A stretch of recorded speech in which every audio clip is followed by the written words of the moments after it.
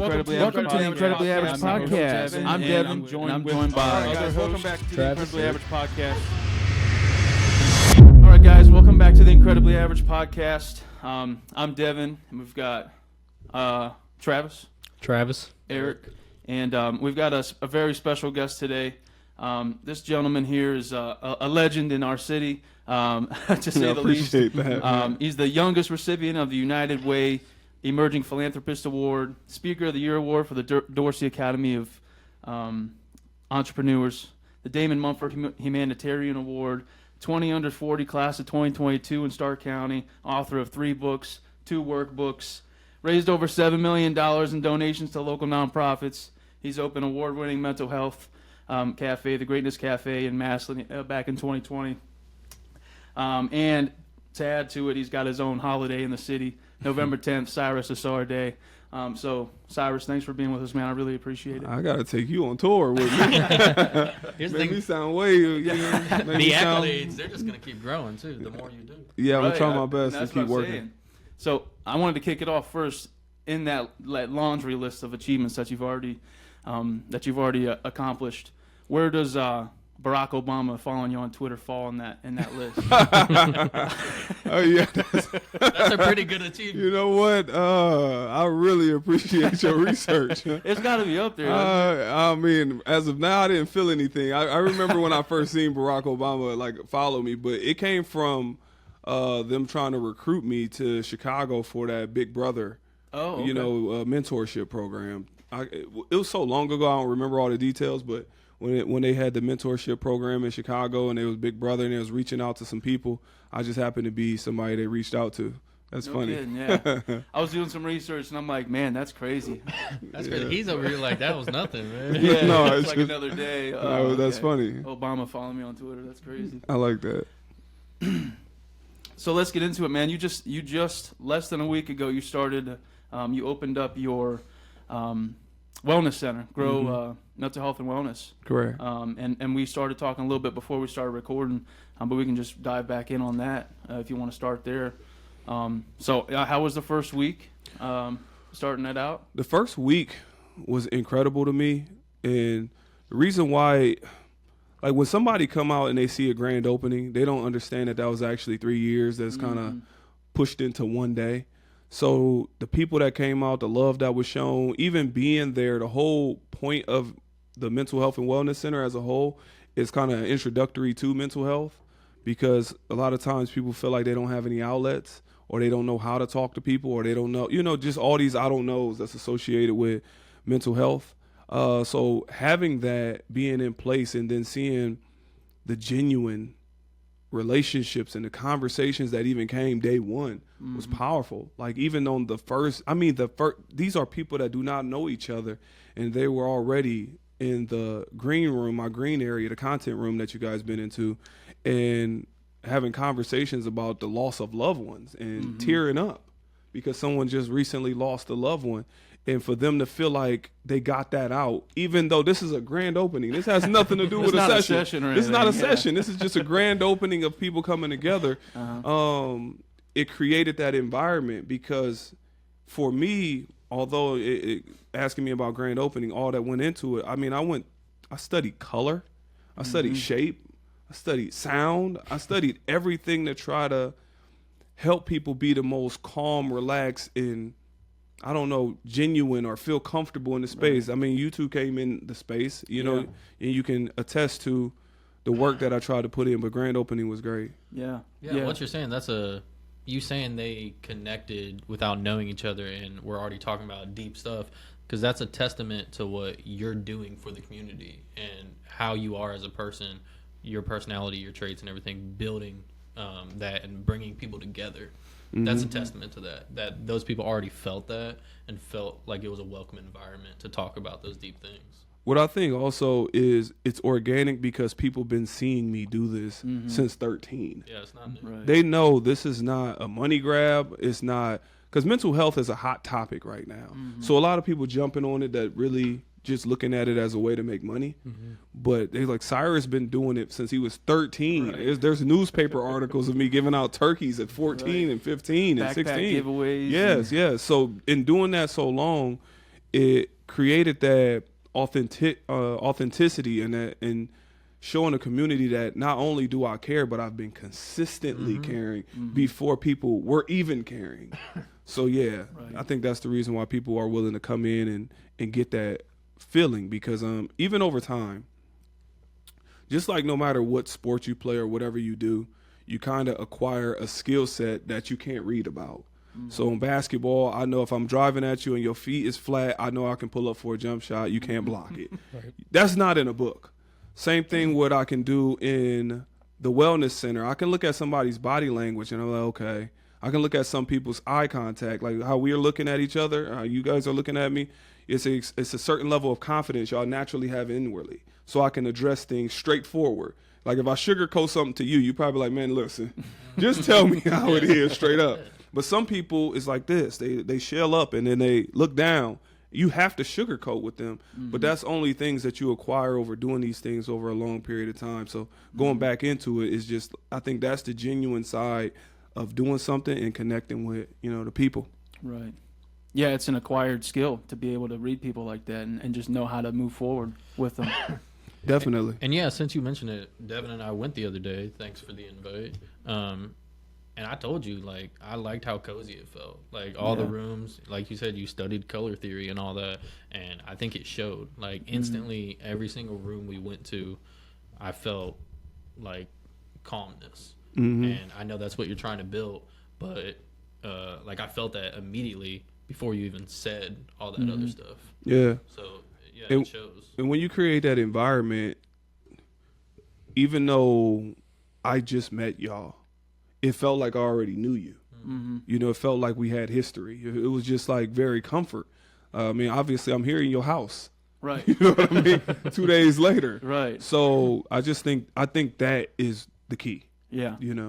No, and you can definitely tell the care that you put into that place. I mean, every detail was, like you said, carefully thought out, and you can feel it, man. And just you yourself, you've got a very calming aura and presence about you. So just that helps people open up. Because I wouldn't say not naturally, but with strangers and people that I don't really know that well, it takes a little bit for me to open up to them. But with you, like when we first met, man, it felt like we dove straight into like some really deep conversations that I normally wouldn't with someone I just met. So. we had some great conversations. I think a big part comes into what we're all trying to do, and that is heal. As we were talking about off camera, and what I'll bring to on camera is everybody has been through something. Everybody, and that is an aspect of how we are connected. And my goal in life is to help people win those battles they hide from the world, whether that is through conversing or whether that's me doing an action that may motivate you, that may spark you to work out, that may spark you to read, as you were talking about reading and whatnot, and you telling me about the books. Just all those things is not only motivating, but it's healing. Because for me, I went through a lot, as we all have been through different things. But the more you heal and heal and heal, you have space to receive what you may be bringing to the table, what you may be bringing to the table, something that you may have going on in your mind, something you may, and then I already may have overcame it, or you overcame something that I'm going through, and we have the space to have that conversation. I just think it's powerful. Yeah. And I think that's how we connect, and then all the guards drop. Right. I agree. 100%. Yeah. So you mentioned 13 years old you started doing this stuff, man. That's a young age to have that kind of mindset. Was there something when you were a young 13-year-old that kind of shifted your mindset, or was there something that happened, someone that you looked up to, like a figure that brought that to you, or how did that come about? I wish I can take credit for sounding like I was community oriented at 13. But in reality, it was me just wanting to spend time with my little brother. My little brother is 7 years behind me, 8 years behind me. So in the Boys and Girls Club, they break you up according to age. And as they break you up according to age, I might be in the gym. My little brother is in the library. This person is in the art room, So I wanted to figure out, how can I spend more time with my little brother? And in doing so, I end up getting my peers to read to kindergartners or first graders. And I didn't know that was a program. That was literally me just getting my friends to read so I can spend time with my little brother. Right. And when that happened, I got a chance to start hearing all the trauma and ups and downs that even kids are going through. So, as I said, when I hear that a young girl got molested, I couldn't wrap my mind around why I would see her again Monday when I reported it Friday. Mm-hmm. Or when I found out that somebody is essentially malnourished, why can't we just give them food? Yeah. Or you find out that this person been abused, why can't we remove them from the household? Like, my young mind could not rationalize this. Right. So what happened was I just wanted to create ways to remove them from the household. So that's where Easter egg hunt came, and backpack giveaways and coat drives and all those different things that had came from it. But it wasn't that I really want to help the community. It was, what can I do to remove the trauma from a household? What can I do to ensure that they don't have to go home? That was purely the only thought. The more events that I do, the less they spend time in an abusive household. Mm-hmm. And then that what made everything stack up more and more and more. And since 13 and now I'm 38, I just never stopped. Yeah. And so I didn't seek it out. It kind of like landed on me, and I just never quit. Mm-hmm. Seems like it's ingrained in you in a way. I mean, it must have been early childhood, because like you had mentioned before when we met at your wellness center, you had mentioned that you were in Atlanta at one point. How old were you when you were in Atlanta and left for LA? 23-ish, somewhere around there. So, I mean, old enough to be dangerous in the world. You Yeah. said you had, what, like $88 or something like that to your Well, name? yeah, the story, when I was in Atlanta, I went through a period of completely destroying myself, because what happened was I built myself up off of things that I realized was destroying the community. I always had this pendulum swing. So even when I'm going to take you back and I'm going to fast forward. I remember one time I received an award for humanitarian, the Ohio Humanitarian Award. Mm-hmm. And they took the newspaper, they took a picture of me at the Boys and Girls Club holding this up. And I remember my dad telling the photographer how to stand and how to get the shot and all these different types of things. And I remember having this hypocritical feeling inside, because my dad was selling drugs. Yeah. So I was like, wait a minute.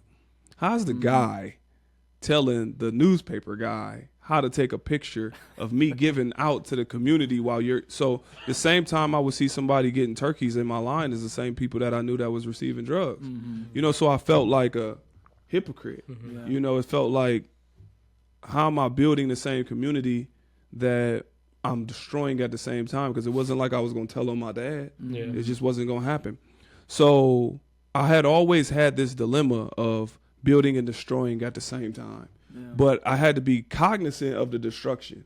Like, I didn't know, so I wouldn't be privy to it. So when I got to Atlanta and I was still throwing shows at the time, one time I was, having this show, and I heard somebody on stage and they had a destructive message.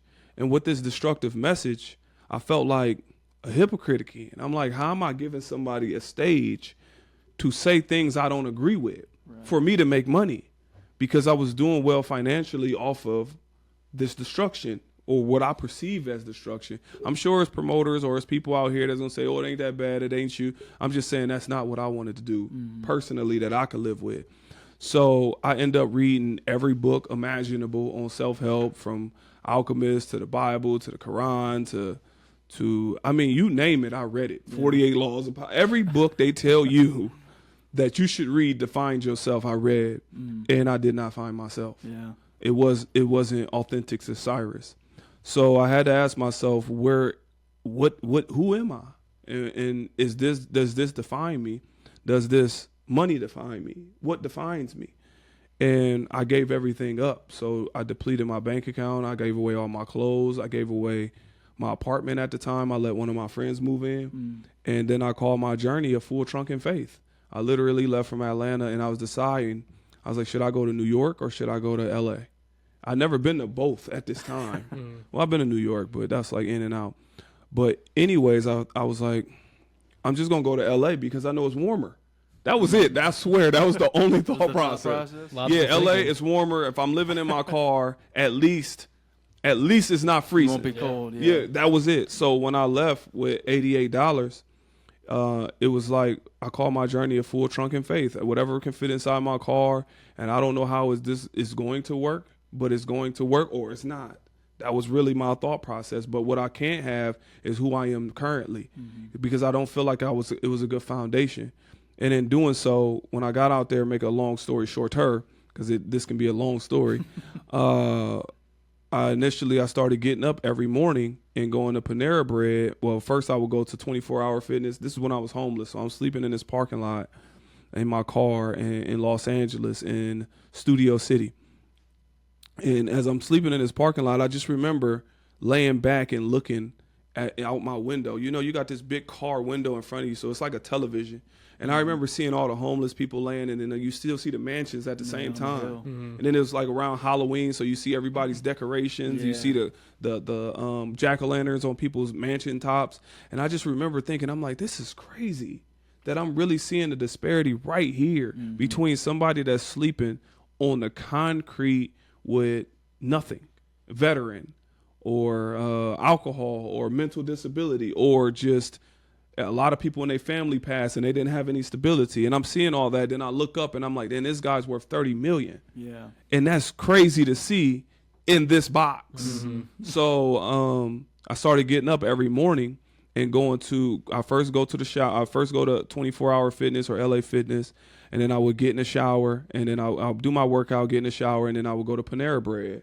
And I told myself, I'm not getting up until I finish a chapter of a book, period. So sometimes I was sitting there for 4 hours, 5 hours, and I would get the cinnamon bagel because I didn't have no money. So I'm like, I'm getting a cinnamon bagel, and then you ask for a little bit of drink, and I'm just keep filling it up all day. I know they thinking this guy, he's really milking the system.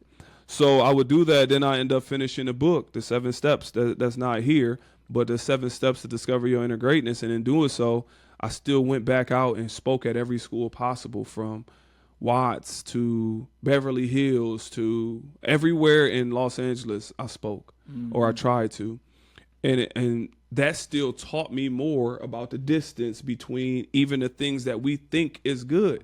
So I'll give y'all examples. This place that I went in Los Angeles that could be the worst areas, maybe it's Watts or whatnot, and you can talk to some kids that never even been to the beach. That's like mind blowing. That's like mind blowing. And then when I go to a upscale place, you got people that never got a hug from their mom. Like they really got nannies. And you start looking at things and not looking at it from what's right and what's wrong. You start looking at it from perspective. It's saying this is what they were subjected to, so this is their reality.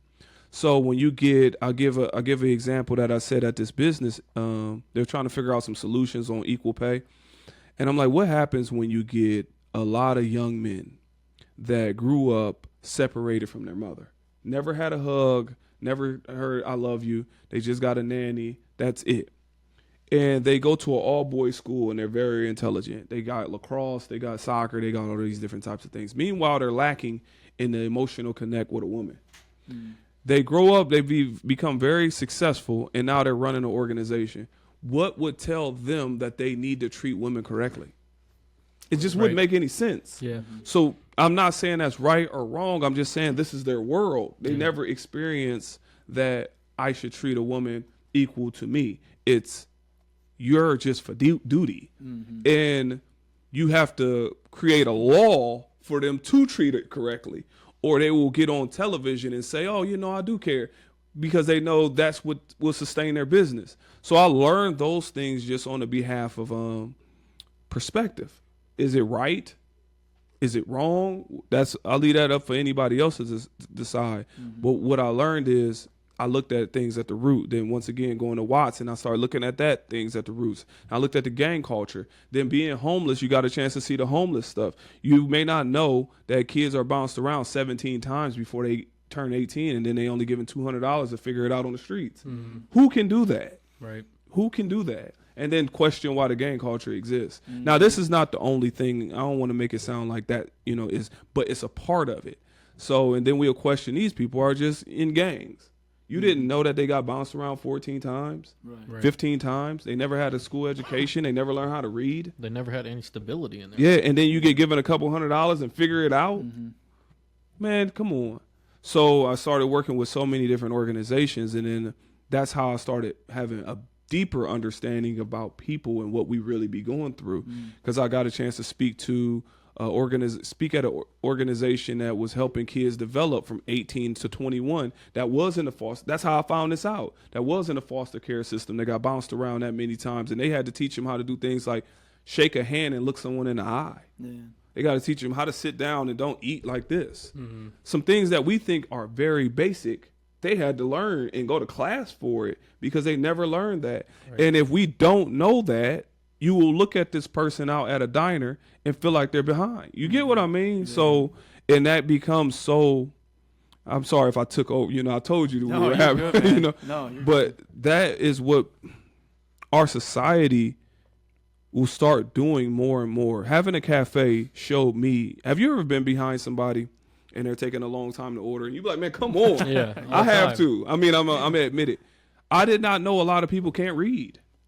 I didn't know that until I had a cafe. Yeah. So, yeah, you never think about that. Yeah, though. So here I am behind somebody, man, hurry up.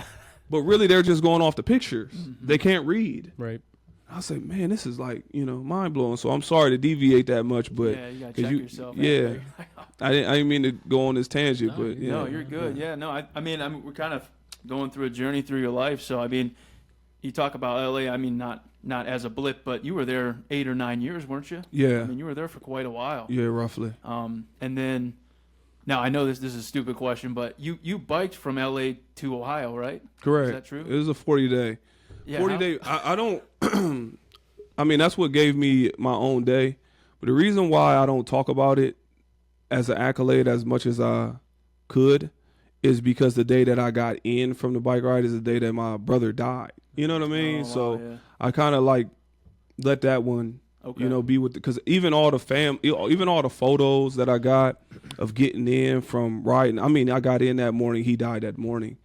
And all the photos that I got of getting in all got all my family members crying in them. So I couldn't even post them. Yeah. So I let the day tell itself. So I never got too deep into it because I feel like a lot of my family never got closure because my brother was in his 40s. You get what I'm saying? Yeah, so, that's young. And with that passing, I still don't know how to address it. Leaves a sour taste in that. Yeah, I mean, it's like bittersweet because we still come together as a family and eat for Cyrus Ausar Day, but at the same time, it's like, it's always that remembrance of your brother passing. So is that what Cyrus Ausar is? Is that the day you got back? Yeah. Okay. Yeah, and I mean, it was like a culmination of all that I've done, speaking at schools, bike ride, etc. Excuse me, but yeah, that was like the reason why the mayor had presented that day. Okay. When was that? What year was that?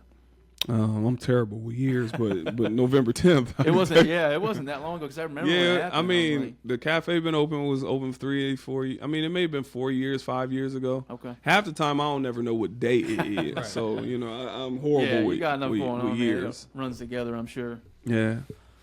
But yeah, that's I mean, still just the accomplishment of doing that is pretty impressive. But yeah, I was curious about Cyrus Ausar. How do we celebrate this year? What do you? Well, what do you do? last year, I mean, usually I just try to get with my family and go to a restaurant or something like that and really just eat. Like, I had to learn, and this is something that I hope the viewers or everybody here can learn this from me. If you don't know it already, when you do things, you have to allow people to appreciate you for it, because it's certain ways that people express their love. So like older people will say, I got $20 for you to get some gas, and you don't need the money. Mm-hmm. Yeah. But that's their only way of showing affection. So when you shoot that down, it's like them saying I love you and then you don't say I love you back. Right. So I had to learn to take those days, Cyrus Ausar Day, a birthday, or whatever it is, that somebody wants to try to appreciate the work that has gotten done, to isolate that so they can.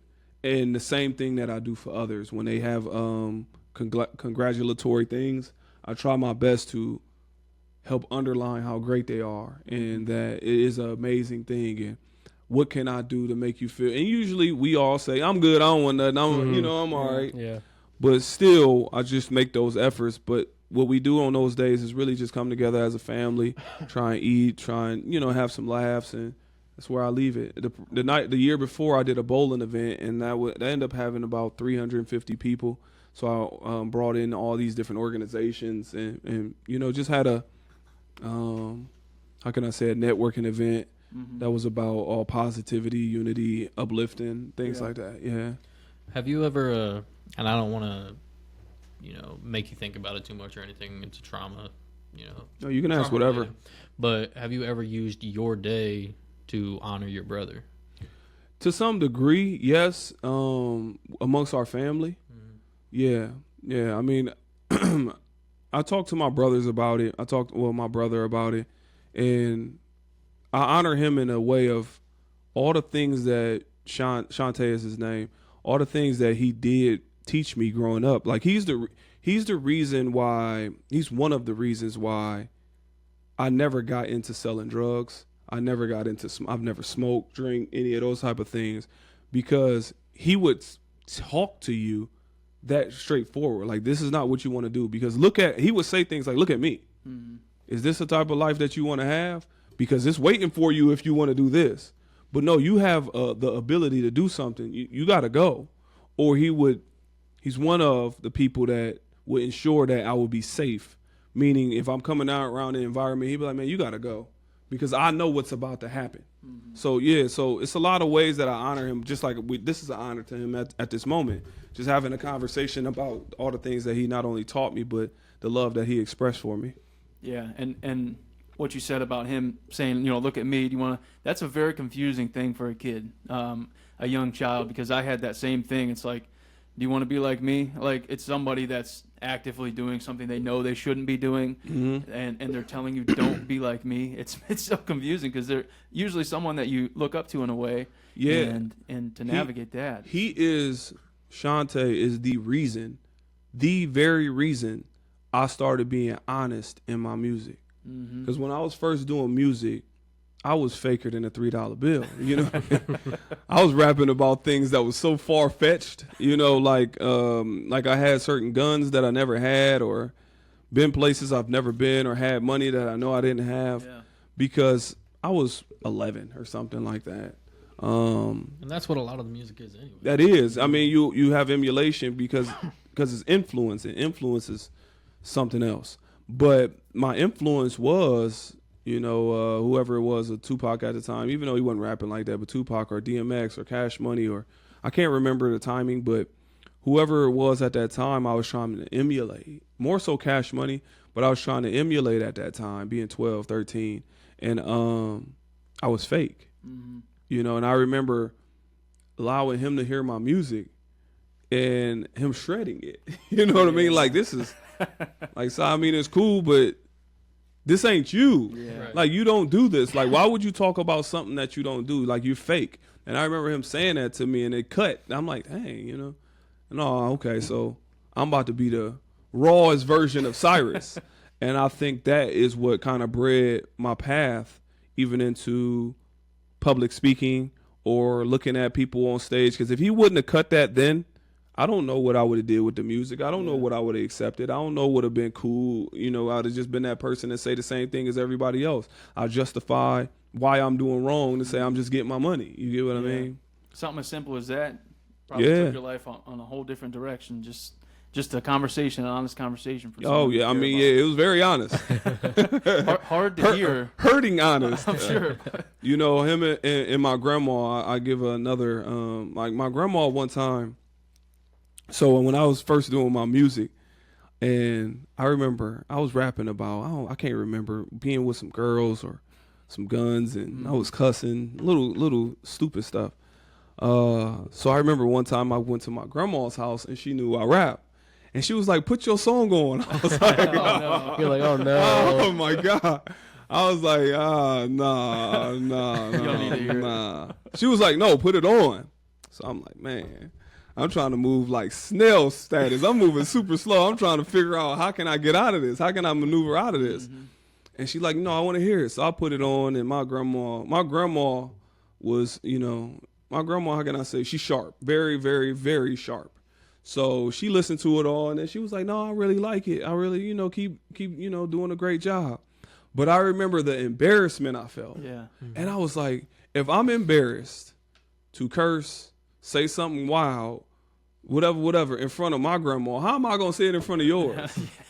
You know what I mean? That was like my mentality. So at that point, then I'm like, you know what? I'm never cursing in front of a woman. I'm never being disrespectful. I'm never raising my voice. And just any of that, because I felt like that is a destructive pattern.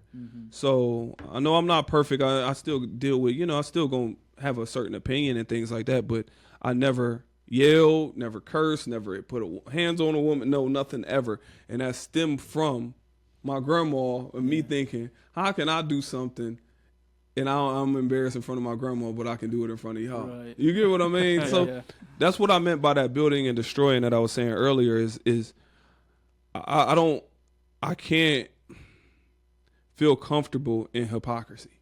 I cannot tell you to do something that I'm not doing, or I cannot advocate something that I don't really agree with. Yeah. You know, just period, all the way around the board. And if it is destructive and I don't know at that time, if it's pointed out and I can really understand it, then I will change it. Period. You know what I mean? I don't know how the results will be afterwards, but I can't partake in anything that I see as destructive.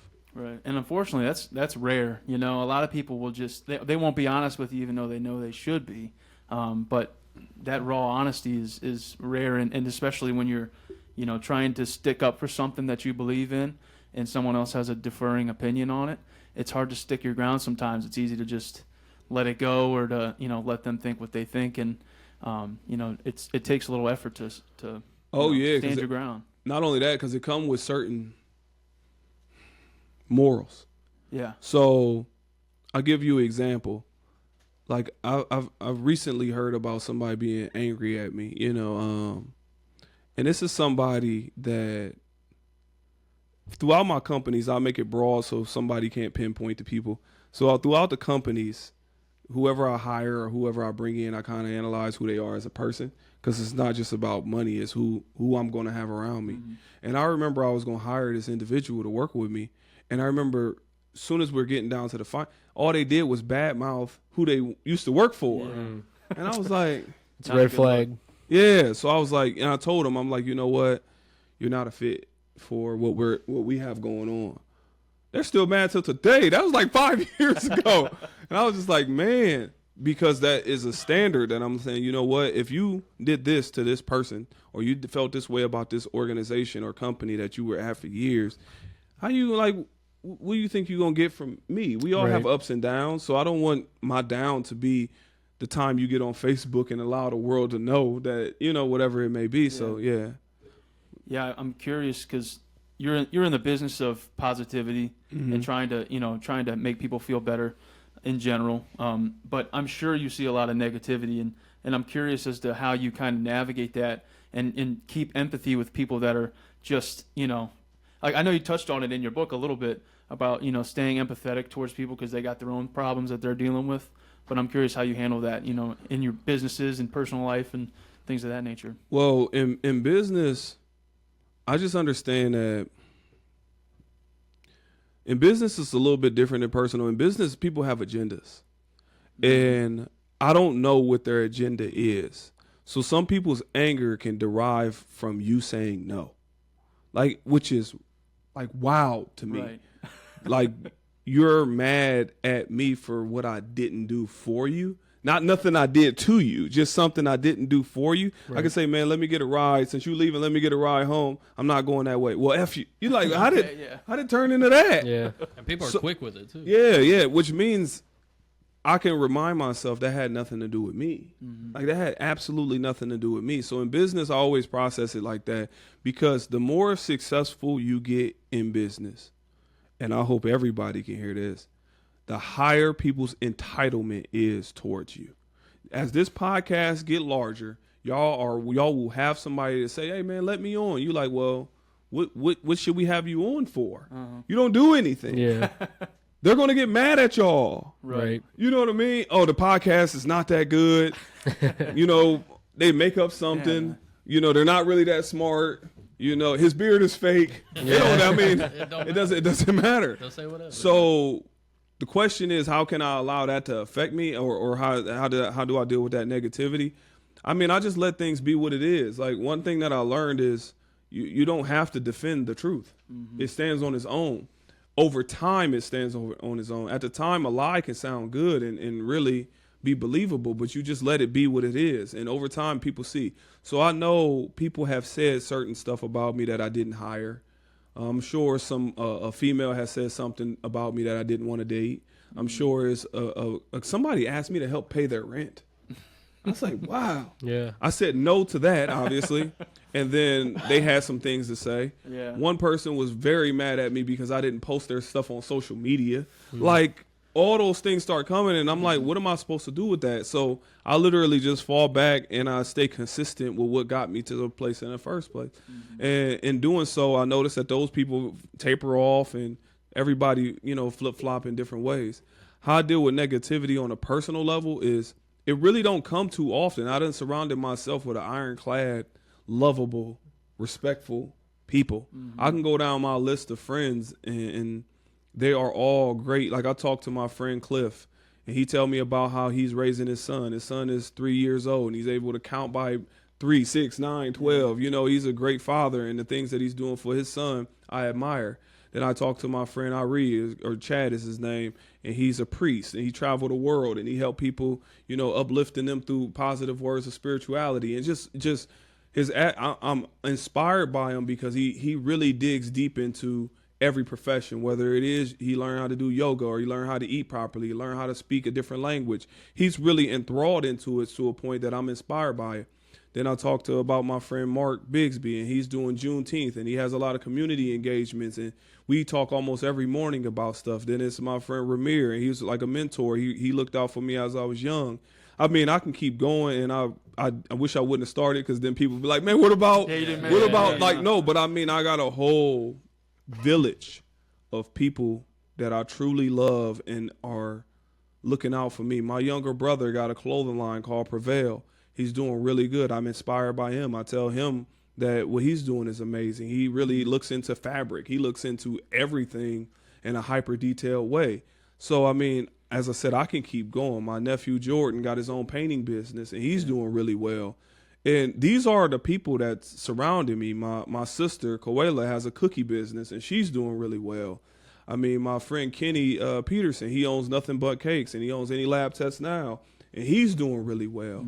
I mean, when I mean really well, I'm not speaking just on a financial standpoint. I mean on the mental standpoint, the physical standpoint, and just overall, these people are my circle. Right. That will talk to me. They say you only make it as far as the people you talk to for no reason. Yeah. And these are the people that I talk to for no reason, and they just tell me about books that they read. As you two are talking about books, they tell me about their business ventures. They tell me about mistakes that they make. They will say, well, you should do this or you shouldn't do that. So I can talk about my friends, family, whatnot all day long, because these are the people that surrounded me since I've been 13 and really looked out for me. And I really don't deal with much negativity. That's good. Yeah, it's like, I don't know where the quote came from, but show me your friends, I'll show you your future.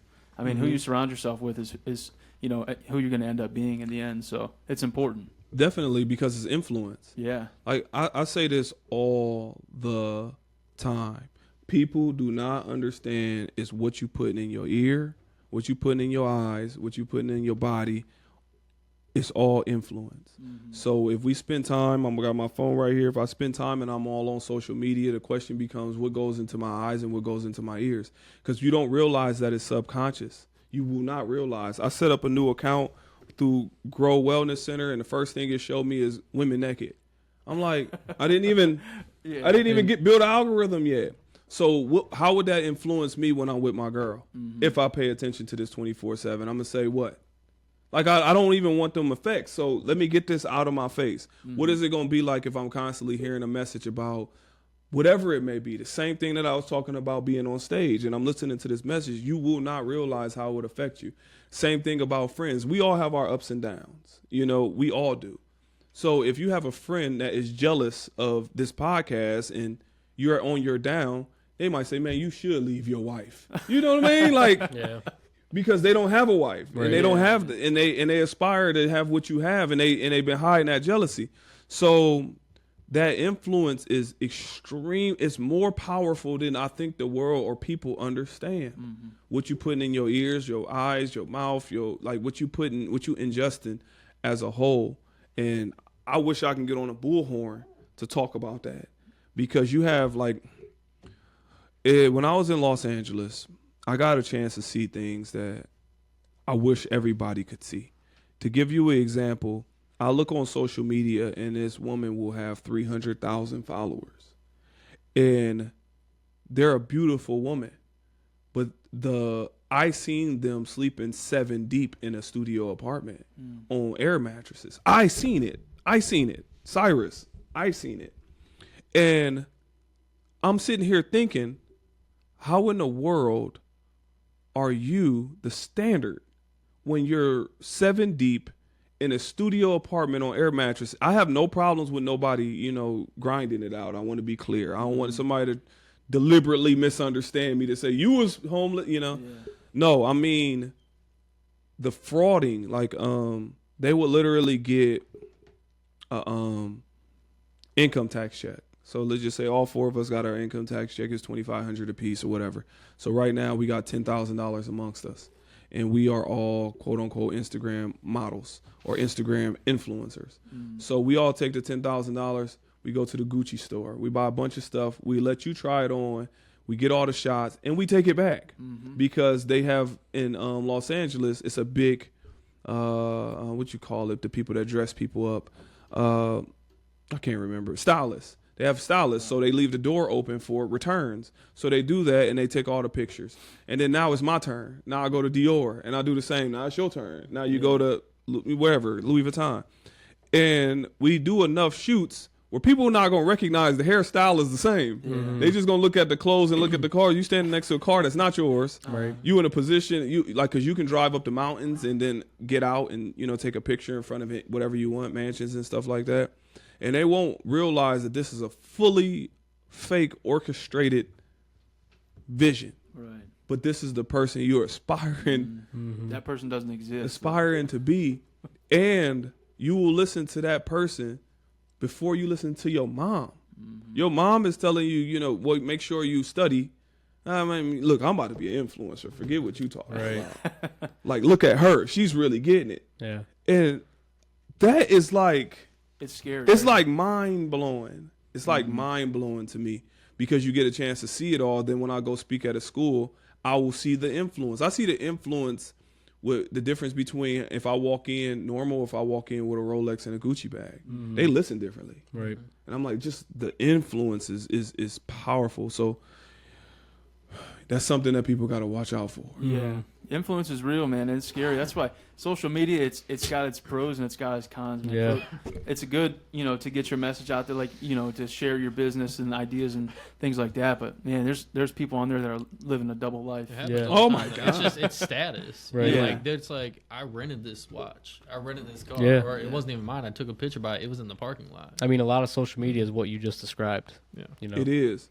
And it's unfortunate, but I do understand because on the other side, on their side, that as I always say, it's about perspective. Is if you grew up and you hit what I call the genetic lottery, everybody told you that you're beautiful your whole life.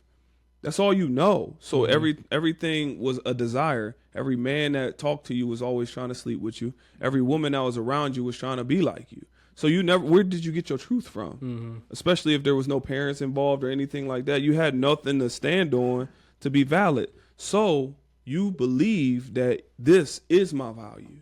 The way I look is my value. So I need to put that out on display, whether it's on OnlyFans now, whatever it is. And I want to be clear, I'm not knocking nobody for whatever they want to do in their life. I'm just saying that there's, it's perspective behind it. I think the problem is it's perpetuating a lifestyle that's not really achievable for their widespread audience. Correct. And they would just say it's a character. Now. Yeah. They'd be like, well, that wasn't me. That was, no, it was you. Yeah. Like, you know what I mean? So, Pretending to be something you're yeah, not. to each his own. Once again, I'm not trying to sound judgmental whatsoever. I'm just saying perspective because if you have a child or if you have yourself and you won't realize that you're comparing your real life to an artificial life, and now you feel less than because you don't have the finances that you think you should have, or you're not driving the car that you think you should have. They're not neither. Right. Like, so I used to think if you ask somebody where they want to travel to, you can ask a female or you can ask a male. It's like, where do you want to travel to? Like, the world is full of so many countries, so many cities, so many beautiful things. How do everybody say the same location? There's a handful. Like, that doesn't make it. So that right there is influence. Mm-hmm. Everybody just want to go to Thailand. Right. And I'm sure Thailand is beautiful. I'm not, but how do just everybody want to go? Like, you know what I mean? That means the visual was put in place. Somebody marketed that visual. They shared it out. And then now you want to go too. Yep. And then now your friend want to go.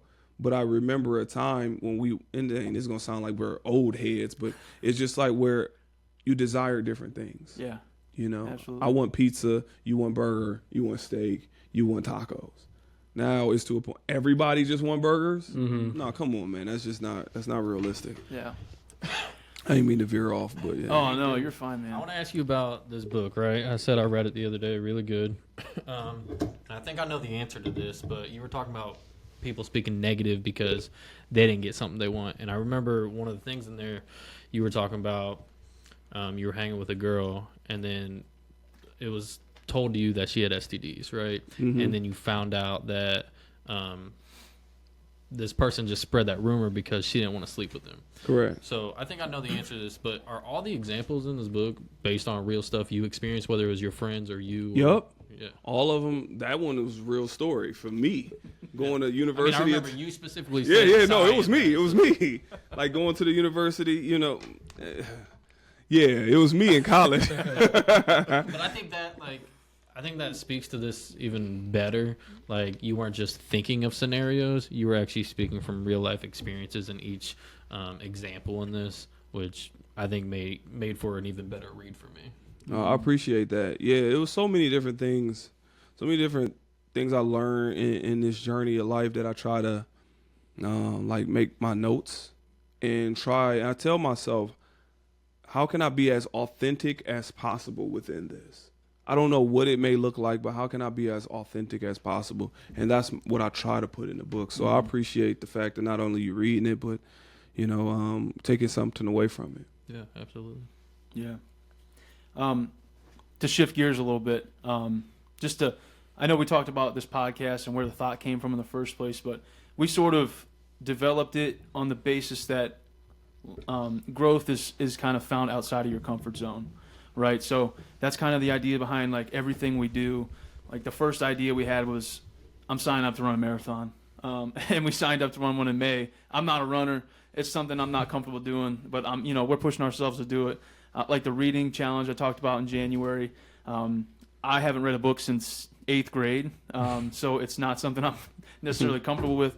But just going on that theme, what is, if you have one that sticks out to you, something that you were the most anxious for, something that really pushed you outside of what you were comfortable with? I mean, is there anything that really sticks out for you? Yeah, I mean, imagine driving to a place you've never been without enough money to make it. Yeah. That's pretty much it. You know what I mean? Right. So yeah, that is one.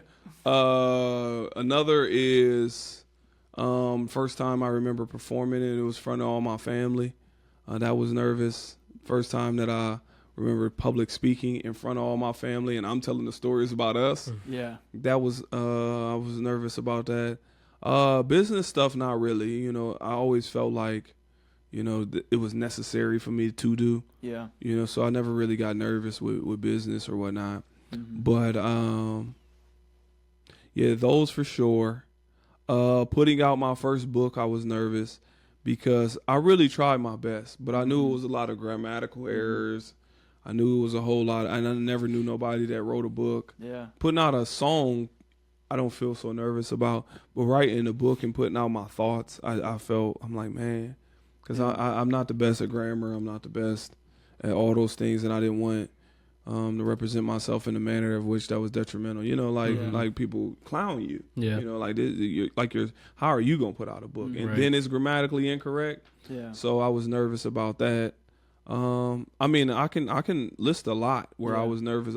I remember being nervous about that workbook, the life and career choice workbook, because I had never did a workbook before. And I was in a meeting. I was in a deal. I could tell you the story. We were in Barcelona, Spain, and we were doing this deal for an event called Youth Mobile. It's called YOMO, which was for 26,000 kids, and it was about STEM. And I remember before I went into the meeting, I was talking to my one of my great friends, Grizz, and I'm like, look, however this meeting go, keep a straight face, because I don't know what I'm gonna say, but let's just act like we got it. So we're sitting in the deal, and they're just talking about all these different types of things, and it was like, well, we just need a way to connect all the kids and help them find careers. The reason why we were there is because they wanted to use our videos, because we interviewed all these professionals. So I remember telling them, I'm like, yeah, I got a workbook that connect everything. It'll bring all the kids together, everything. I did not even have a workbook. I didn't even know how to do it. I didn't even have a clue. Right. And now I got 6 months to finish something I had no idea about. Right. And then and in doing so, I remember I had to teach myself Adobe InDesign. Then I remember flying just flying around trying to find people that knew it and just talking to so many different people. I just remember that I was extremely nervous about. But yeah, it's a lot of things that I've been nervous about and in my life and battle those fears. I mean, a bike ride, just all those things. Yeah. I think this is important to hear though, because at the beginning, Devin listed off all those accolades, right? And he probably missed some in there. So people might think, oh, he's just got it in him, right? Which you do, but they might think that you don't face adversity or nervousness or anything. So you saying all these different things, yeah, you did get nervous about them, but you overcame it. You set a goal in mind, you followed through, you got it done. I think that's good to hear for people. I just think that there's nothing more powerful than a made-up mind. Yeah. So when you decide that you're going to do something and you truly decide, it end up working out. And as we look here, we're here, like meaning we're alive, So the fact is this, it means that everything that you've encountered, everything that we've all encountered, we all beat. That's the reason why we're here now. So if you had to really analyze it, that means you're undefeated. That means you've overcame 100% of the things you've encountered to be here right now. Yeah. So when you fall back and listen to that reality, you've overcame 100% of the things you've encountered. Everybody listening to this. So why are you shortchanging yourself on the next thing? Like if we play baseball and somebody is batting 1,000, or somebody's 100% from the 3-point line. Somebody caught 100% of their passes. Somebody got 100% on all their tests. You wouldn't question how you would be on the next test or on the next shot or on the next baseball swing. But yet you've overcame 100% of the things you facing now. And you think that you're not going to get rent. Like you're going to get it. Right. You may not know how, but it's going to come just like it has always. So yeah, that's just one of the things that I always put in my mind. Yeah. You mentioned Grizz, and I think it's important because we met him the other day. Real cool guy. It was cool to chop it up with him. But through many ventures, whether it's stuff you did in LA or the cafe or the wellness center now, he's kind of been your partner in crime. Grizz, so could you speak about your guys' relationship and why you guys just connect so well on well, that stuff? The reason why Grizz, it's a lot of things that we connect on. But Grizz and I, we connected at when I started doing concerts, and he came out to be the photographer. And as he was the photographer, we just connected more and more and more, and it kind of grew. But the thing that I love about Grizz most, and I think why we connect, is he's extremely authentic. He's very authentic as well. I can connect and be around anybody that's comfortable being in their own skin. But he does so, and he's always trying to improve himself, whether it's eating right or whether it's working out or whether it's whatever it is. Anytime he make his mind up to do something, he end up doing well at it. That's what I tell him all the time. I'm like, the second you make your mind up, you always do well. So don't second guess. Ironically, what I was just saying a second ago. But that's what I love about Grizz is his determination always, the way he's always trying to figure things out. And he's a naturally caring person. Like he won't do nobody wrong. He don't have that part of him that is malicious by any means. I grew up around it. So I did come from that, where I was vicious as a young kid, when I had a bad attitude and I was ready to fight and take things to the 10th over the smallest stuff. Like, why are you willing to die because somebody said something to you like that?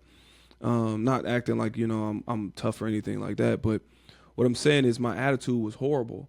And he has a great attitude. He's like I say, I just think overall is just a great spirit, great person, and I think that's the reason why we connect.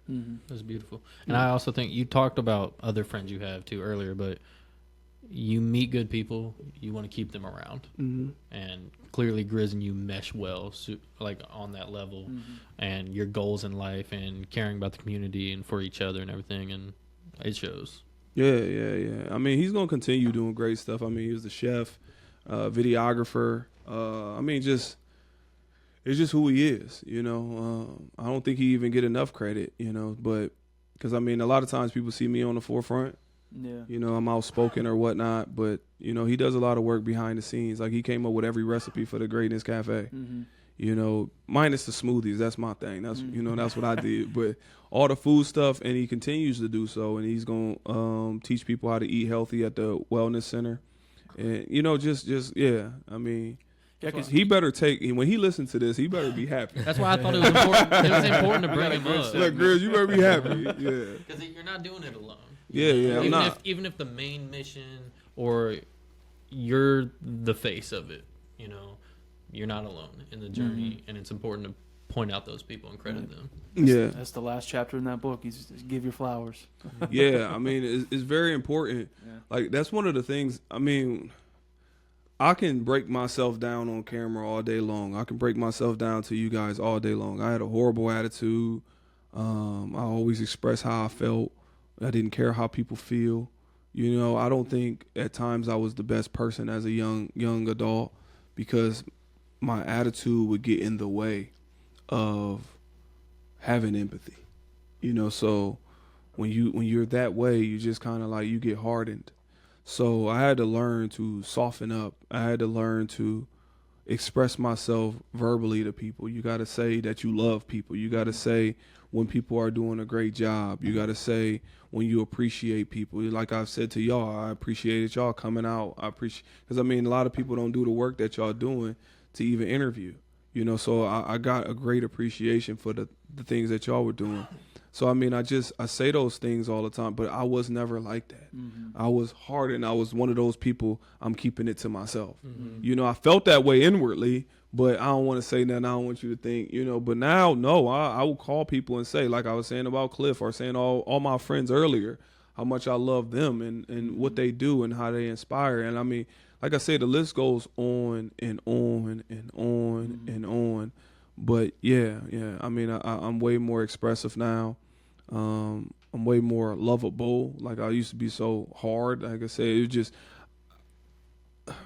kind of like, how you look at certain things and it just be black and white to you. But I couldn't rationalize the gray. I could not. So if I look at you and you're a great talent, like, and you're doing this podcast and you're like, this is what I want to do, and I really want to be great at it. So the next thing I would do is figure out how I can help you. So I'll say things like, you know what, I'm about to get you your next guest. I'm about to give you all 10 guests. So I give you all 10 guests and then you don't show up for 5 of them. Yeah. I'm like, What the heck is wrong with y'all? Yeah. You said Yeah. that you wanted to do this. Right. And I sent y'all 10 guests and you show up for 5 of them and then 3 of them y'all didn't even pay attention. And, so then I would say that. You know what I mean? Yeah. I would say that. Like, what the heck is wrong with you? Like, I just sent you 10 people. And then that comes off crazy, to some people Yeah. because I didn't even listen to your perspective. I didn't know that you went to the hospital and that's the reason why you missed 3 of them. I didn't know that. What was going on at the time. I never even gave myself a chance to hear your side of the story. I was just looking at it from my vantage point to say you're wrong and I'm trying to assist you. And that's something that I still have to work on to this day. But it's just something that I had to work on. Yeah. That's why, being vulnerable to the people that's listening is, like you just said a second ago, they can look at all these accomplishments and think, oh, man, this man is doing good. No, I be tearing myself down, too. I look at the ways I got to improve. I look at how I talk to people. I self-analyze all the time, and I apologize, and I say, you know what, I could have handled that differently. I could have looked at that differently. And as I reflect, I will say, yeah, dang, you are right.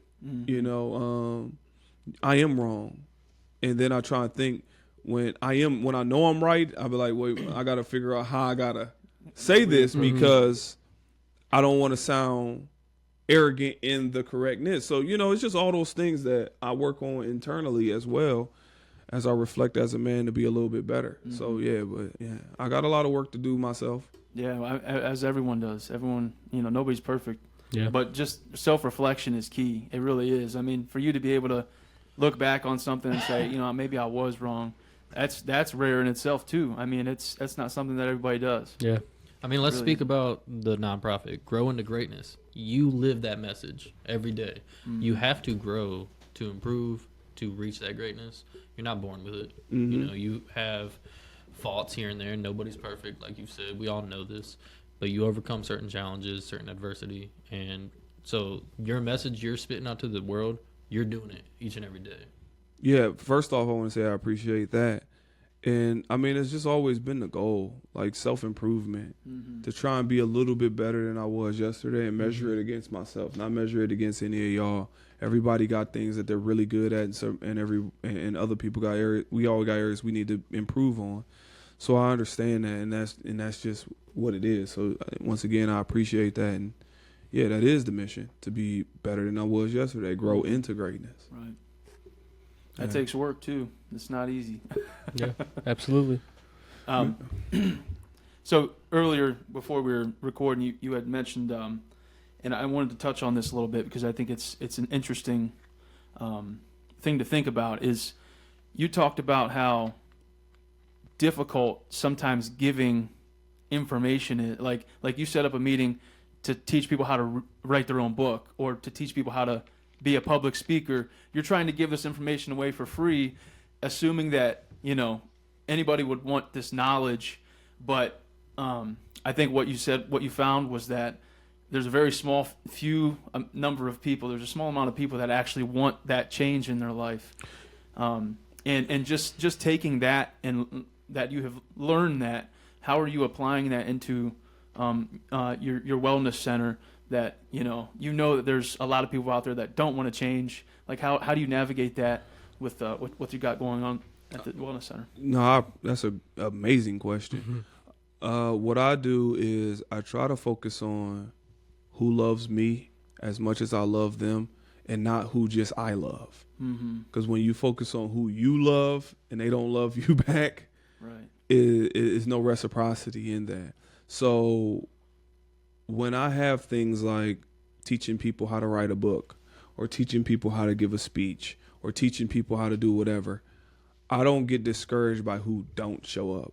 I just pour completely into who does. Right. It surprises me sometimes who doesn't show up because I'm like, wait a minute, I just did a full class on how to write a book for free. Why is it 8 people here? Right. Yeah. This information that I had to sleep in my car to get, this, I would figure everybody that claims that they want to write a book should come. Yeah. Especially it's free and it's in a cafe and you get a sandwich and a smoothie. Right. I mean, whoa. What more do You you know want? what I mean? What do you want? But it also shows you who's serious about stuff. So, not only that, I mean, same thing with public speaking. I've gave over 400 speeches. I mean, so I break down how to give speeches, and people claim that they want to do that. And I was telling people not to be braggadocious. I'm like, I'm getting paid between $7,500 and $12,000 a speech. Don't you think you want to listen to me tell you how to, Yeah. like, just on a basic level? Like, it's not too many speakers around here that is getting that type of pay Right. for a speech for an hour, hour and a half, or whatever it may be. So I'm like, how can I give y'all all that information and then 8 people, 7 people show up, but on a status 300 liked and 40 shared. And, oh, I'm gonna be there, okay, and then they don't. So the old me would try and get on. Man, I didn't see you at the, Now the new me is like, no, let me just focus on who I love too, that loves me as much, and we will build from there. And those that is on their own time, they will come when it's necessary. So I don't really give it much thought on who don't do things. Right. That is a great question. Yeah, I mean, I wasn't hip to you back then, but just doing a little research, man, I wish I was, because I'd have been there. Just free information from someone that knows what they're talking about. It's just that authenticity. Yeah. That's valuable. That is valuable. That's the reason why now at the wellness center, I mean, is sit down and talk to me for an hour is $140, half hour $70 or whatnot. And it's been a lot of people that have been getting these sessions, because I mean, it might be you learning how to write a book for $140 for, it may take probably take 2 hours to do it. So $280. It cost me $10,000 to learn. You get what I mean? Right. So, but what I'm saying is now I charge, because I just gave y'all 3.5 years, 3.5 years at the cafe of all free sessions. Anybody can come in and talk to me at any time while you have a smoothie and a sandwich, and people utilize it. So I think I've worked myself up to a point where I can go back to charging for my time to really help the people that really want to be helped. Yeah. But that doesn't mean I'm not going to do stuff for free anymore. I want to be clear. But Right. Yeah. but if you want to learn how to write a book, I'm sorry. You definitely have to pay. I gave it to you for free. I got YouTube videos. Yeah. I don't know what else to do. I'm not sitting down doing it no more. Yeah. But even like you just said, they're getting it at a discounted rate. Oh my, super discounted. But that's you recognizing the value in something. Right. If they don't recognize the value within it, then they believe that that's high. Yeah. So there's a difference between price and value. Yeah. Right. Absolutely. Yeah. Yeah.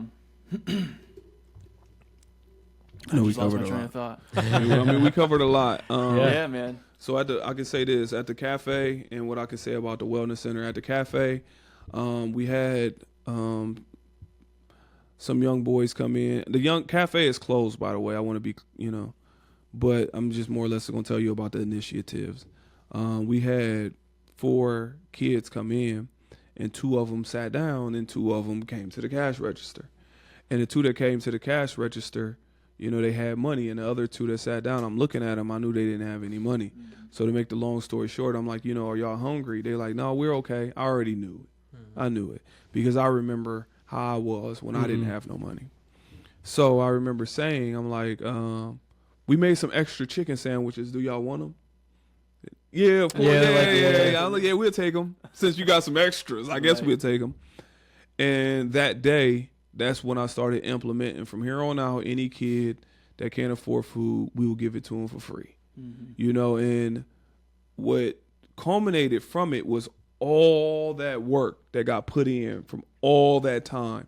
Not only did I recognize the body language, but I recognized a need. And in doing so, the second question became, how can I save them the embarrassment of asking for something for free? Right. So all they had to do is just put their hand to their chest, their heart, and have a seat, and then we would have something for them. And when that happened, we shared that, and that went like wildfire. That went all the way to the UK. People from the UK was donating. Yeah. Wow. People from different parts of the country, different parts of the world was sending us money and donating towards kids. And that initiative not only did more unity for our community, but it also allowed each individual to understand more perspective. That it is, you sending money to all parts of this world, but it's kids right beside you that's starving. Yeah. Yeah. Right beside you. In your Right. neighborhood. And the same thing I'm going to do with the wellness center, as y'all donated. and I'm saying y'all probably didn't want that to be on the podcast, but I'm saying it. Y'all donated, and that is what I'm going to start doing to allow free sessions. You know, so when people donate, and whether they get a session and they want to donate, and this is fully optional. I don't want to act like I'm selling it, but from here on out, what I'm going to do at the wellness center is build a pot to make sure I can get those sessions for people that can't afford it. I had already created a list as I want to say this, y'all do your research, and I really appreciate that. So I created a list on the website for free services, just a list. So when you guys are donated, it's so many people that I can call now to say this session was taken care of by the Incredibly Average podcast. You know, so whether y'all want the credit or not, I'm still giving it. But that is how you unify. Yeah. Because it will be somebody, whether they want to say it or not, that you'll be at the Walmart and they be like, man, you got the Incredibly Average podcast. Yeah. You pay for my session. Yeah. You know, I was going through a lot. I was going through a lot at that time. You know, I didn't know how my house burned down. I didn't know, and you pay for my set. Like, that's like, what can you know what I mean? That's beyond. Yeah. Thank you. You know, like you affected somebody's life. And that's what I want to create, that initiative of that too. Like, you know, just community. Yeah. Like I said, I can talk all day. So No, man. And I think it's worth mentioning too. I mean, let everybody know how they can get involved and donate a little bit, because it's right in front of us here. I mean, it's all going right back to our community and our city here. So it's very valuable and a very good place to donate. So Yeah. people can get sessions at goingtogrow.com, and that's where you can get a massage for 15 minutes or 30 minutes, and y'all can talk about y'all's massages that y'all had, because the full immersion, a zero gravity massage chair, it can't be described, because people try and like compare it to an airport or try and compare it to the mall or something like that, and it's not comparable whatsoever.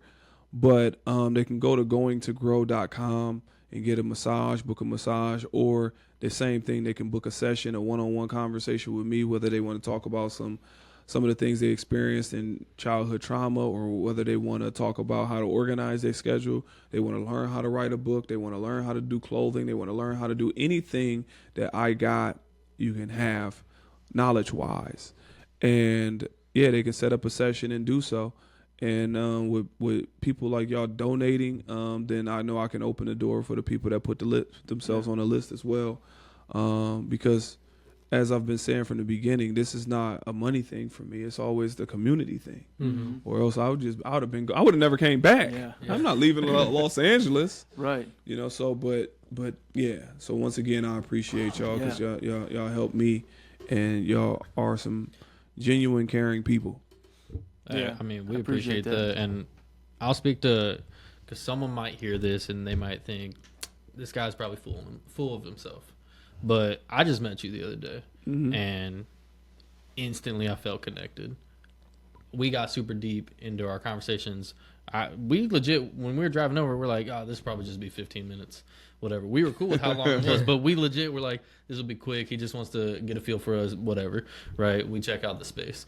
But now we were diving into it. We were getting super deep, just connecting instantly. And once we left, we were talking, we're like, nah, that was good. Good vibes. Everything about it. So, like, it doesn't take long and it doesn't take much for, if someone's thinking about having a conversation with you or whatever, to feel that connection and feel how genuine you are and see how big your heart is. Because I felt that instantly. I appreciate that. Yeah, and just to speak on that zero gravity massage, man. Like you said, you can't describe it, but you got to check that thing out for yourself, because, I mean, and I'll try to describe it the best I can without ruining it or making it seem like you sit in this chair, and it kind of does resemble something you would see in the mall a little bit. It resembles it, but it's nothing like it. You sit in the chair, and then you just get like, I don't know the word. It just fully takes you and your body, and it squeezes you in every which way. So there's like different. You can do like a deep tissue. I mean, there's like 8 different settings of the type of massage you can get with it. And then you lean back in this chair and you put your arms in, and it squeezes every part of your body. It tickles your feet a little bit, and and you can just decide which like environment, ambiance what ambiance you want to kind of divert off into. And I mean, You went with Thunderstorm, right? I went with Thunderstorm. I went with Space. Yeah, thunderstorms are calming to me for some reason, but yeah, like it takes a second to like really drain yourself and to relax and just enjoy it. But once you do, man, it's just you just gotta carry it away. So it's hard to describe. You just gotta go check it out. But it is really like, for me, it was like being in like a lazy boy recliner, but you're getting a massage at the same time, full body. It's hugging you at parts. But like, because I was in space, like I just had my eyes closed and like I felt like I was floating. Yeah. Honestly, like Yeah. I had never had something like that, but I could have done it longer. Like, Yeah. and I told you, if I would have did a 30-minute, I would have been sleeping. You'd have been out. Yeah, it like warms your legs up. It's like squeezing you like a hug. It's crazy, and it's full body, like your arms and everything. Everything's getting massaged in that chair. So like I That sounds said, you pretty gotta cool. I'll have check to it come out. down and check it out. Yeah, Yeah, you for definitely sure. have to check Yeah. it out. Y'all can all come down together again. Yeah, absolutely. We'll come down again sometime. You know, I guess one thing I guess we can leave people with. I don't know how y'all may want to do it, but people in Maslin, Canton, Stark County area, in case people are listening outside of that, can figure out a way to email y'all or contact you because y'all have a few massages to give away. Mm-hmm. You know, so yeah. Yeah. Reach out. We'll get you guys connected and get there too. I mean, it's right downtown Maslin, super easy to get to, and you're welcomed with open arms when you do get in there. So feel free to. I'm sure you would say the same, but stop in anytime too, and just get connected with them because you won't regret it. That's for Definitely. sure. Go on goingtogrow.com and book a session, please, because there is a lot of people that are booking sessions or have a one-on, and I don't want you to show up and think that they can just get me at that time and can't, because Yeah, it's right. already a session, especially if it's deep. I can't talk to somebody about their life change. Oh yeah, hold up real quick. Yeah. You know, here, take this tissue. Yeah, wipe your tears. I'll be right back. Yeah, you know, you really got. I really lock in and care when I'm doing a session with people. Yeah, I should rephrase it. You're not a receptionist. You're not sitting up there. You're busy when you get there. So You're a busy man in Book a general, but session. you're doing sessions and everything. Yeah. And I will say, everyone preaches it, about supporting local, but this is something I for sure back because it's local. You're building the community. It's talking about mental health, which is something I'm passionate about. So support local. Do this. Support Cy and his journey. And like I said, he's giving it back. yeah. You always have. And you mentioned it. Why would you leave LA? I'm sure part of it was family, but also just the community you want to build up. It was definitely community. So- No ifs, ands, or maybes. It was definitely. It was like spiritual. I felt like all those books that I read, people went on journeys, learned about themselves, acquired a skill, and then they brought it back to teach the people that seen them from the beginning. So yeah. Yeah. Cool. Well, like I said, man, we really appreciate you coming on. Seriously. Yeah, It's been awesome. for sure.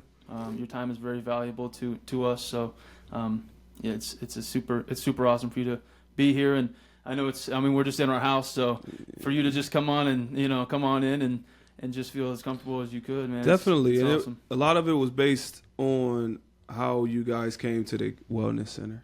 As I said, I get a lot of requests for podcasts, and a lot of them, honestly, I don't do because even though I knew you guys were starting up, I did my research. It was not only some authentic, I don't want to keep saying the words, but I was like, look, come down to the wellness center and see what I'm about. Like, how do you know you want to interview me? Yeah. And the fact that y'all came and then you were genuine there and then y'all tried the chair and then y'all had conversations and y'all were also willing to donate to help other people get massages or therapy sessions. I just thought that was powerful. So for me, it was a no-brainer, Well, we appreciate it, man. So, yeah, feel free to reach out, guys. You can hit us up on our social medias. You can hit Cyrus up on his social medias. Go to goingtogrow.com. Goingtogrow.com and CyrusAusar.com. Reaching me personally, Cyrus Ausar on all the social media platforms. Grow Wellness Center on all the social media platforms. But Going to Grow will tell you everything. And you can get your hands on some of these books as well on those sites or in the Wellness Center. As well, yes. And one of these awesome T-shirts here. So, yeah, absolutely, man. Stop down. But that's all. I think that's all we got, man. We can go ahead and wrap up if you guys are good. Yeah, absolutely. Again, I appreciate your time. Feel free to reach out, guys, and that's all we got.